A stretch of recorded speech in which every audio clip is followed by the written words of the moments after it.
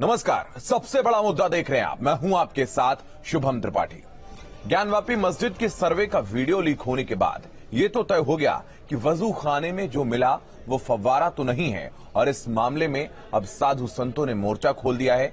शंकराचार्य स्वरूपानंद सरस्वती के निर्देश पर साधु संतों ने ऐलान कर दिया है कि वो अब 4 जून को शिवलिंग का जलाभिषेक करेंगे। हालांकि शिवलिंग वाली जगह कोर्ट के आदेश पर सील है और ऐसे में संतों को समझाना प्रशासन के लिए चुनौती होगा। वहीं ज्ञानवापी में शिवलिंग मिलने के बाद से ही औरंगजेब गैंग की तरफ से विवादित बयान देने का सिलसिला जारी है। वहीं पृथ्वीराज फिल्म को लेकर भी मौलाना तौकीर रजा ने तो औरंगजेब को ही सबसे बेहतर बता दिया। ऐसे में सवाल उठता है कि क्या जलाभिषेक से अब औरंगजेब गैंग जलता हुआ नजर आ रहा है? संतों ने संभाला है शिवलिंग के सम्मान का जिम्मा और संतों के ऐलान से क्या प्रशासन की मुश्किलें बढ़ती नजर आएंगी? क्या अदालती फैसले से ज्ञानवापी का समाधान निकलेगा? क्या औरंगजेब को महान बताना हिंदू आस्था का अपमान है? ये वो तमाम सवाल है जो सबके जहन में है। इन तमाम सवालों के हम जवाब इस कार्यक्रम में तलाशेंगे, लेकिन उससे पहले ये रिपोर्ट देखिए।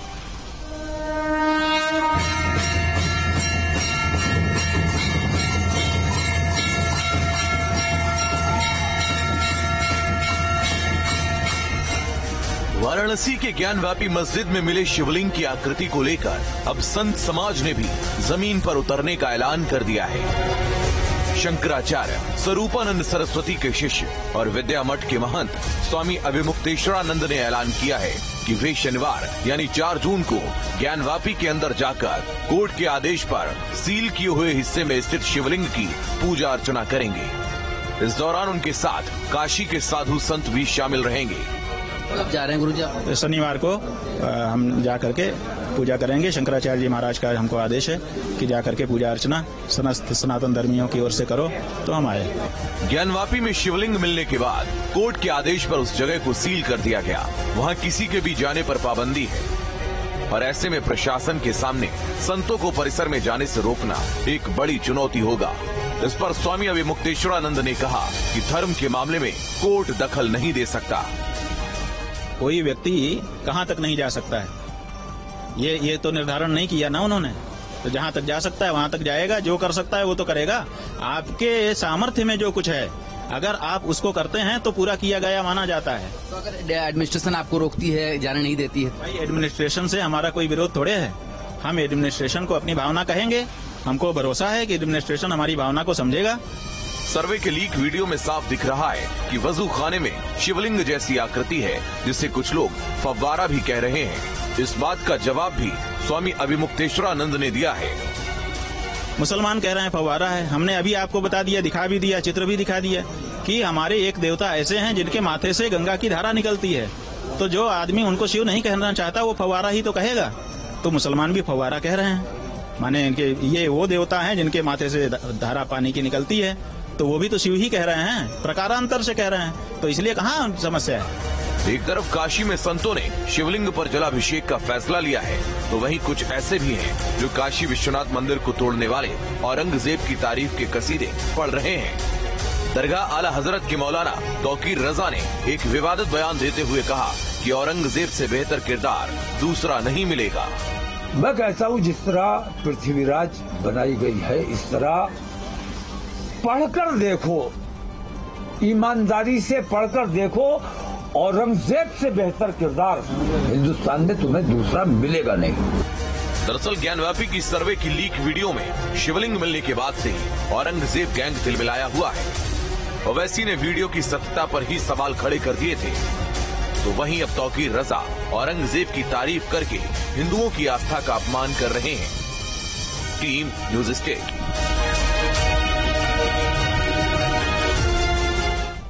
तो इस रिपोर्ट के जरिए अपने विषय को समझा। हमारे साथ जो खास मेहमान जुड़ रहे हैं उनका परिचय आपसे करवाते हैं। स्वामी चक्रपाणी महाराज हमारे साथ जुड़ रहे हैं, हिंदू धर्मगुरु हैं।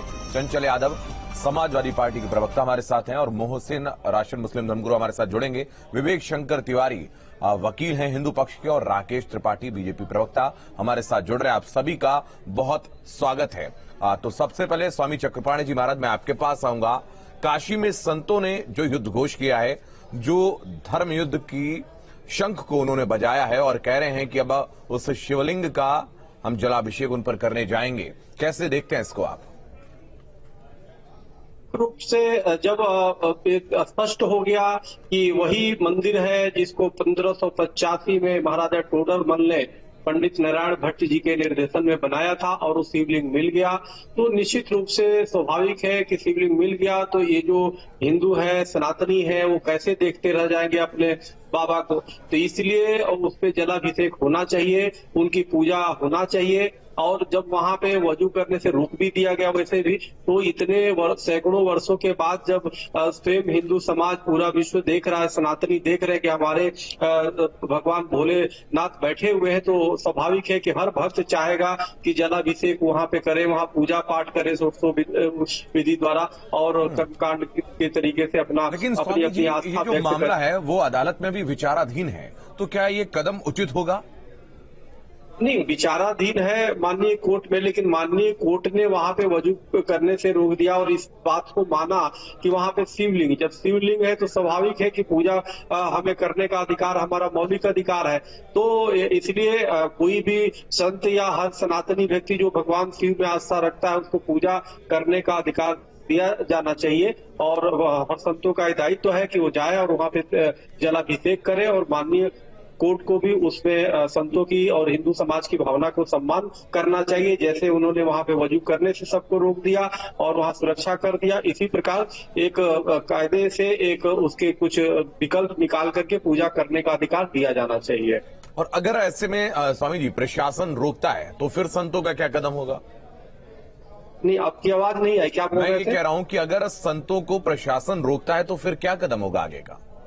नहीं, प्रशासन को रोकना नहीं चाहिए। और अब तो अगर जो वहां पे देखा जाए तो प्रदेश में एक संत ही मुख्यमंत्री है, केंद्र में भी माननीय नरेंद्र मोदी जी हैं, तो इसलिए किसी को रोका और माननीय कोर्ट ने तो उसको वजू करने से रोक ही दिया है, तो अब पूजा तो कम से कम करने का अधिकार बनता है।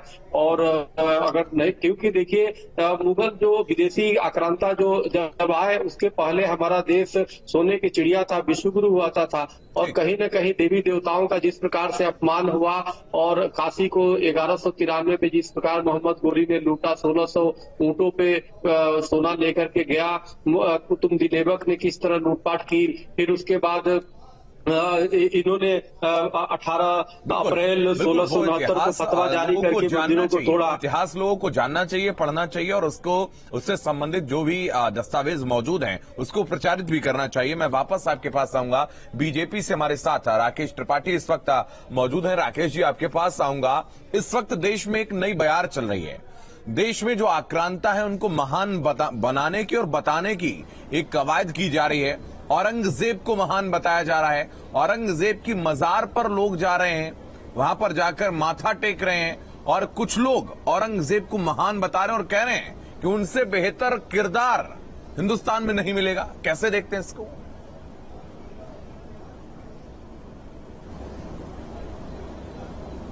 नहीं, देखिए सोम जी, जो ये भ्रष्ट कांग्रेसियों का और कुटिल वामपंथियों का जो कॉकटेल रहा है ना, इसने देश के इतिहास को बहुत विकृत रूप में सबके सामने रखने का काम किया और विशेष करके पाठ्य पुस्तकों में जिस तरह से मुगल आक्रांताओं को हीरो के रूप में और भारतीय शासकों को हमेशा पराजित योद्धा के रूप में दिखाने का प्रयास किया गया है। मैं मानता हूं ये देश के भविष्य के साथ, नौनिहालों के साथ एक बड़ा खिलवाड़ किया गया और एक बड़ी साजिश का कहीं न कहीं हिस्सा रहा है। लेकिन देश एक नई करवट ले रहा है। इस समय देश अपने नायकों को सम्मान दे रहा है और जो देश के खलनायक हैं उन खलनायकों को एक्सपोज कर रहा है। मैं मानता हूं ये क्रम आगे भी जारी रहेगा और भारत के मुसलमान इन मुगल आक्रांताओं को अपना आदर्श नहीं मान सकते हैं, अपने पूर्वज नहीं मान सकते हैं। यह ऐतिहासिक तथ्य है, ऐतिहासिक सत्य है कि कैसे तलवार के दम पर क्रूर मुगल आक्रांताओं ने न केवल भारतीयों के, हिंदुओं के मंदिरों को जमींदोज करने का काम किया, बल्कि डरा करके, धमका करके लोगों का धर्मांतरण करने का भी काम किया है। और इस सच को अब सब लोग स्वीकार कर रहे हैं। इसलिए जो लोग भी मुगल आक्रांताओं में आदर्श ढूंढने की कोशिश करते हैं वो समाज से कटे हुए। राकेश जी, मौलाना तौकीर रजा जैसे लोग उसी औरंगजेब पर फूल के कुप्पा हो रहे हैं।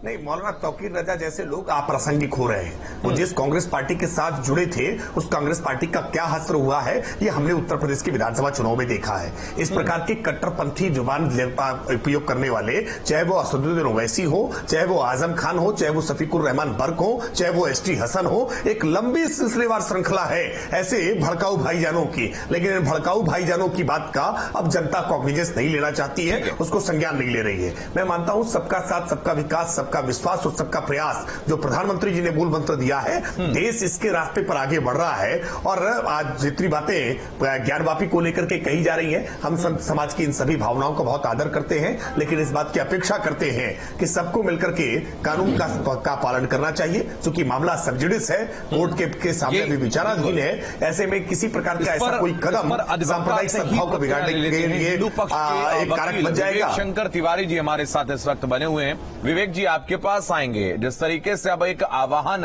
संतों के द्वारा किया जा रहा है, साधुओं के द्वारा किया जा रहा है कि अब शिवलिंग मिल गया है तो वहां पर जलाभिषेक किया जाएगा, इसको न्यायिक प्रक्रिया से अगर समझें तो कैसे देखते हैं आप, और क्या ये कदम सही है?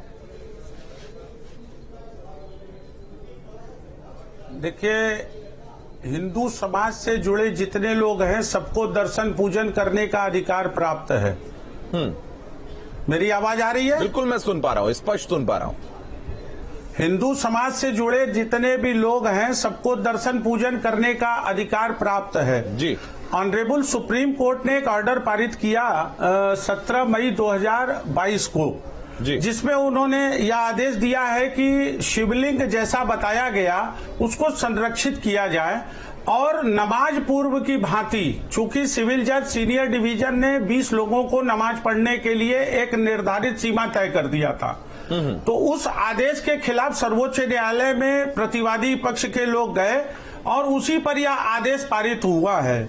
हम लोगों ने भी, अधिवक्ता समाज के लोगों ने 30 मई को कचहरी के बाहर यह प्रदर्शन करके, और हम लोगों ने सरकार से और सर्वोच्च न्यायालय से, चूंकि सर्वोच्च न्यायालय का ये स्थगन आदेश है, हम अधिवक्ता समाज के लोगों ने भी दर्शन पूजन करने की अनुमति मांगा था। जी बोलिए, मैं सुन पा रहा हूं आपको। विवेक जी आवाज आपकी नहीं आ रही है। बिल्कुल मैं सुन पा रहा हूं, आप बोलिए। तो हम लोगों ने 30 मई को यह मांग कर, जी विवेक जी आप बोलिए, आपकी आवाज स्पष्ट रूप से आ रही है। हाँ, 30 मई को अधिवक्ता समाज ने कचहरी चौराहे पर हम लोगों ने प्रदर्शन भी किया था। सर्वोच्च न्यायालय से यह मांग किया था कि हम लोगों को दर्शन का अधिकार दिया जाए, दर्शन की अनुमति दी जाए, बाबा का राग भोग हो, जलाभिषेक हो, अभिषेक किया जाए बाबा का। उसके बाद कांग्रेसी खेमे के तथाकथित संत अभिमुक्तेश्वरानंद सरस्वती जी, यह जो दर्शन का कल इन्होंने आह्वान किया है कि 4 तारीख को हम लोग जाएंगे और दर्शन करेंगे, जलाभिषेक करेंगे, जरा इन महात्मा से पूछा जाए कि जब से कॉरिडोर बना है, कॉरिडोर का निर्माण हुआ है, क्या यह कभी नए विश्वनाथ जी का, जहां सारे देश के लोग, दुनिया भर से लोग आकर के जलाभिषेक कर रहे हैं, हो रहा है क्या विवेक जी? यह राजनीतिकरण है। इन्होंने, स्वामी अभिमुक्तेश्वरानंद ने पूरे कॉरिडोर के निर्माण के दौरान इन्होंने पूरे काशी के घाटों पर पदयात्रा निकाला, तमाम विरोध प्रदर्शन किया कि कॉरिडोर का निर्माण न हो, बाबा का भव्य मंदिर का निर्माण न हो। तो यह कांग्रेसी खेमे के हैं, इनका कोई विशेष निहितार्थ होगा। इन्होंने जो है, हम लोग चूंकि पहले यह मांग कर चुके हैं कि दर्शन का, पूजन का अधिकार मिले हम लोगों को, तो उसी कड़ी में इन्होंने इस बात को रोक लिया है। तो इनका कोई, हो सकता है राजनीतिकरण किया गया हो, कांग्रेस से कोई इनको निर्देश प्राप्त हो। ठीक है, बड़ा आरोप आपने लगाया है इसका, चूंकि मैं जवाब उसका चाहूंगा। संत समाज से हमारे साथ चक्रपाणी जी हैं, मैं उनके पास वापस जाऊंगा, लेकिन चंचल यादव समाजवादी पार्टी के प्रवक्ता बड़ा देर से हमारे साथ जुड़े हैं, उनके पास नहीं जा पाए। चंचल जी आपके पास आएंगे। समाजवादी पार्टी पर बहुत सारे आरोप लगते रहे हैं, संतों पर लाठियां चलवाने के आरोप भी लगे हैं और काशी में ही लाठी चलवाने के आरोप लगे हैं, और उसको लेकर खुद अखिलेश यादव ने माफी भी मांगी थी, उन्हीं संतों से माफी मांगी थी। आज एक बार फिर से संत आगे आ रहे हैं और काशी में जलाभिषेक की बात कह रहे हैं। तो अब समाजवादी पार्टी का पक्ष क्या होगा? यहां पर तो अभी बैठे बैठे आरोप लग गया है कि कांग्रेसी संत हैं वो। देखिए शुभम जी, सबसे पहली बात तो देश संतों से नहीं चलता है, देश संविधान से चलता है।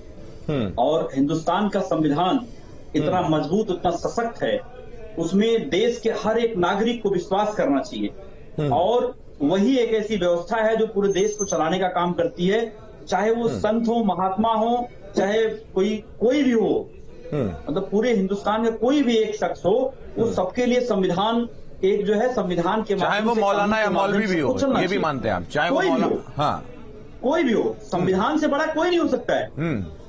और नहीं, लेकिन कुछ लोग हैं जो संविधान से बड़ा मानते हैं, नागरिक संविधान से बड़ा धर्म को मानते हैं, बहुत सारे ऐसे लोग हैं, आप जानते हैं उनके बारे में। नागरिक को संविधान हर एक, वही तो मैं कह रहा हूँ। आज देखिए ये बीजेपी द्वारा एक तरीके से ये जो यात्रा संत लोग निकालने जा रही है, बीजेपी द्वारा समर्थित यात्रा है। मैं आपको बताऊं कि इनकी मंशा यही है। बैठे बैठे इसी डिबेट में उन्हीं संतों पर एक लोगों ने कांग्रेसी होने का आरोप लगाया है और एक लोगों ने भारतीय जनता पार्टी का होने का आरोप लगाया है। ये इन लोगों की साजिश यही है कि देश में अमन चैन बिगड़े और देश के अंदर जो है लोग अपने, अच्छा ठीक है, मैं बिल्कुल आपकी बात से सहमत हो गया, लेकिन औरंगजेब को महान, चंचल जी बात सुनिए, चंचल सवाल का जवाब दीजिए, औरंगजेब को महान बताने वाले लोगों के लिए क्या कहेंगे आप?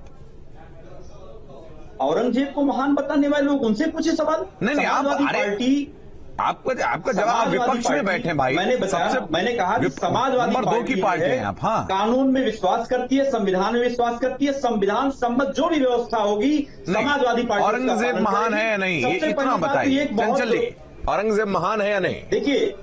देखिए यहाँ पे औरंगजेब का आप सोचो, औरंगजेब का इरा कब का है और हम उसके ऊपर क्यों डिबेट कर रहे हैं? अच्छा। आज के टाइम में अभी आप देखो तो काशी विश्वनाथ का औरा तो और ऊपर है, आप मानते हैं बात? औरंगजेब तो बहुत बाद में रहा है, आप तो जानते हैं ना ये बात। हमें आपको जब मामला न्यायपालिका माननीय उच्च न्यायालय में विचाराधीन है, माननीय सर्वोच्च बिल्कुल, मैं न्यायालय की सुनवाई हो रही, मैं चाहता हूँ कि न्यायालय जो कहे वो मान्य होना चाहिए, लेकिन चंचल जी जिनकी आप हिमायत करते हैं, देखिए आज आप भले वोट बैंक के लिए खुलकर ना बोले, आपकी जुबान पर वो नहीं आ रहा है, आप समाजवादी लोग विकास की बात करते हैं, तो जिनका आप समर्थन कर रहे हैं वो कहते हैं डेवलपमेंट के क्षेत्र में, शुभम जी, आज डेवलपमेंट के क्षेत्र में आप, मैंने बताया तो कि साल दर साल आप जो है हम डेवलपमेंट पर भी बात कर रहे हैं, हम डेवलपमेंट पर भी बात कर रहे हैं, और दोपहर में हमने उस पर भी पूरी चर्चा करी थी,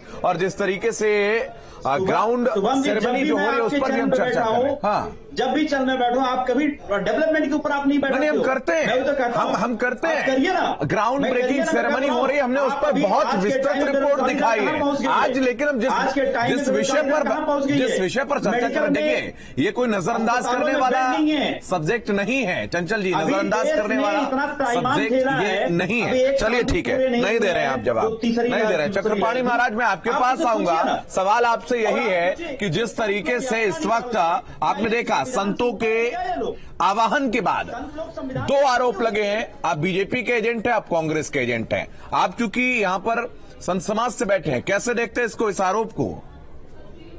देखिए, बड़ी सीधी सी बात है शुभम जी, चाहे कोई भी पार्टी का हो, भगवान भोले शंकर तो अपने आप में एक परम तत्व है, और उनकी उपासना करना, उनकी पूजा करने का अधिकार यहाँ बैठे हुए सबको है, और कोई भी जा सकता है, उनका दरवाजा खुला है। जैसे वकील साहब ने कहा कि हमने परमिशन लिया है, तो अच्छी बात है, इनकी भी आस्था है, तभी इन्होंने उसके लिए आंदोलन किया, मांग किया। तो उसी तरह बात नहीं कर पाए क्योंकि देर से जुड़े थे, इनका संपर्क भी टूट गया था। मोहसिन जी आपके पास आएंगे, जिस तरीके से औरंगजेब को महान बताया जा रहा है, कहा जा रहा है कि उनसे बेहतर कोई नहीं था, आप इस बात से इत्तेफाक रखते हैं? देखिए, औरंगजेब को वही लोग महान बताते हैं तो अपने 99 भाइयों का कत्ल करके सत्ता हासिल करने पर अशोक को महान बताते हैं। तो उस टाइम का एरा यही था कि अशोक ने जितने ज्यादा लोगों को मारा वो उतने ज्यादा महान हो गए, अगर हम मारने पीटने पे बात करें तो। और अगर हम सत्ता हासिल करने पे, हम जगहों को जीतने की बात करें, तो भी दोनों का क्राइटेरिया एक ही रहे। नहीं, आप औरंगजेब पर बात कर लीजिए, हम दूसरे दिन डिबेट रख लेंगे अशोक पर रख लें। औरंगजेब पे क्या बात करना है? नहीं, औरंगजेब को जो लोग महान बता रहे हैं, मैंने तो यही पढ़ा है कि औरंगजेब ने अपने घर के लोगों को मार दिया था, अपने भाइयों का कत्ल कर दिया। नहीं पढ़ा? मैंने पढ़ा है, बहुत अच्छे से पढ़ा है, मैंने बहुत अच्छे से पढ़ा है, लेकिन औरंगजेब पर क्यों नहीं बात करना चाह रहे? मैं ये पूछ रहा हूँ आपसे। नहीं, औरंगजेब पर कर रहे हैं ना। हाँ, तो बताइए फिर। आप सिर्फ एक लाइन में बताइए वो महान है या नहीं है, बस इतना बता दीजिए भाई। उस टाइम का एरा जो था, हाँ। उस वक्त आप आज के एरा में, आप आज के हिसाब से बात करिए, आप आज के हिसाब से बात करिए। आप एक बात बताइए, हाँ। आजादी के एरा को मैं आज कैसे बताऊं? हाँ। उस जमाने के लोगों ने जिस चीज को महान कहा, तो उसका खंडन कर दीजिए ना, कह दीजिए नहीं था। क्यों करूं? कैसी बातें कर रहे हैं आप? ऐसे हंसने की कोई बात नहीं है, कॉमेडी जो थोड़ी है। मेरी बात सुनिए। स्वामी विवेकानंद ने जो बातें कही उस जमाने में, तो वो महान उस जमाने में थी, लोगों ने उनको माना, इसलिए आज हम उन्हें महान मानते हैं। ऐसे ही किसी एरा में कोई महान था, आज के एरा में हो सकता है वो फिट नहीं बैठता हो। आप देखिए, आप अपना तर्क गढ़ने की कोशिश कर रहे हैं, आप तर्क गढ़ने की कोशिश कर रहे हैं। नहीं, देखिए, मैं तो यहाँ पर तटस्थ हूँ, मैं किसी को महान नहीं बता रहा हूँ, किसी को खराब नहीं। मैं आपकी राय जानना चाह रहा हूँ। आपसे मैं औरंगजेब की बात कर रहा हूँ, आप अशोक पर जा रहे हैं। मैं अशोक पर बाद में बात कर लूंगा आपसे। हाँ, मैं आपको बताऊं, देखिए, मैंने जो हिस्ट्री पढ़ी है, मैंने जो इल्म हासिल किया है, जो नॉलेज मुझे स्कूल से मिली है, वहाँ बताया गया कि जो बादशाह हुआ करते थे, जो राजा हुआ करते थे, उन लोगों ने जितनी युद्धों को जीता, उसके लेवल पे वो महान होते थे। तो मैं हिस्ट्री के एक पोर्शन नहीं, भाई को मार देना कौन सा युद्ध जीतना हो गया? भाई बाप को मार देना कौन सा हो गया? अरे चलो, उसने किया, मतलब दूसरे ने किया तो तुम भी कर दोगे, ये कहाँ की बात हुई भाई? नहीं, अगर देखिए, क्राइटेरिया तो एक ही रहेगा ना। अरे ऐसे कैसे? मानक निर्धारित करना हमारा काम नहीं है। अगर जिस तरीके से अगर अपने भाई का कत्ल करना, अपने बाप का कत्ल करना, ये कहाँ का न्याय है? और उसको हीरो बना लेना, उसके बारे में बात करना। असल बात यह है कि औरंगजेब ने हमारे हिंदू मंदिरों को तोड़ा है, तो हमारे हिंदू समाज के लिए औरंगजेब एक आतंकवादी से कम नहीं है, और हमारे हिंदू समाज के लिए औरंगजेब खलनायक से कम नहीं है। औरंगजेब की जो छवि है, चाहे इतिहास की बात करें चाहे वर्तमान की, हमारे हिंदू मंदिरों को तोड़ा, हमारे आस्था के केंद्रों को तोड़ा, तो औरंगजेब एक आतंकवादी और एक खलनायक से बढ़कर हिंदू 100 करोड़ हिंदुओं के लिए इससे ज्यादा कुछ भी नहीं है। ये लोग महान कहते रहे। टाइम मेरा था, ये मेरा टाइम था, आप बेकार में मेरा फुटेज। ठीक है राकेश जी, क्राइटेरिया तो दोनों के लिए एक रहेगा ना। ठीक है राकेश जी, कुतर्कों के माध्यम से अपने तर्क को सही साबित करने की कोशिश हमेशा से होती रही है, और यहाँ पर राजनीतिकरण भी हो रहा है और कुतर्कों को भी सही साबित करने की कोशिश हो रही है। इसको कैसे देखते हैं?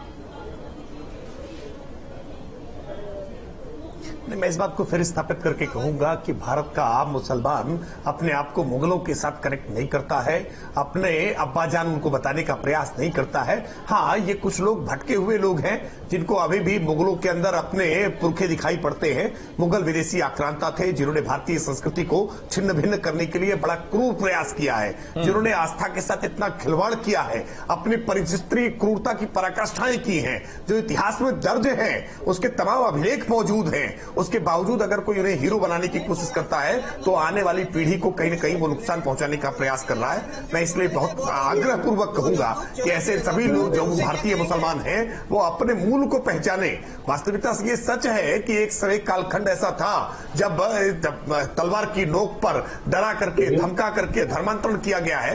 ठीक है, आपकी इस मजाक में अगर आस्था बनती है, आप अपनी आस्था का पालन क्योंकि समय की कमी है। आप सभी जुड़े, आप सभी का बहुत धन्यवाद इस खास कार्यक्रम में जुड़ने के लिए। तमाम सवाल जो लोगों के जहन में है उनके जवाब तलाशने की कोशिश हम करते हैं, और आज भी हमने वो कोशिश की है। बहुत हद तक आप संतुष्ट हुए होंगे, बहुत हद तक नहीं भी हुए होंगे, लेकिन लगातार सबसे बड़ा मुद्दा में हम तमाम वो सवाल उठाते रहेंगे जो आपके जहन में उठते हैं, जो लोगों से सरोकार रखते हैं, जो जन सरोकार रखते हैं। इस खास कार्यक्रम में फिलहाल इतना ही। आप लगातार बने रहिए न्यूज स्टेट के साथ।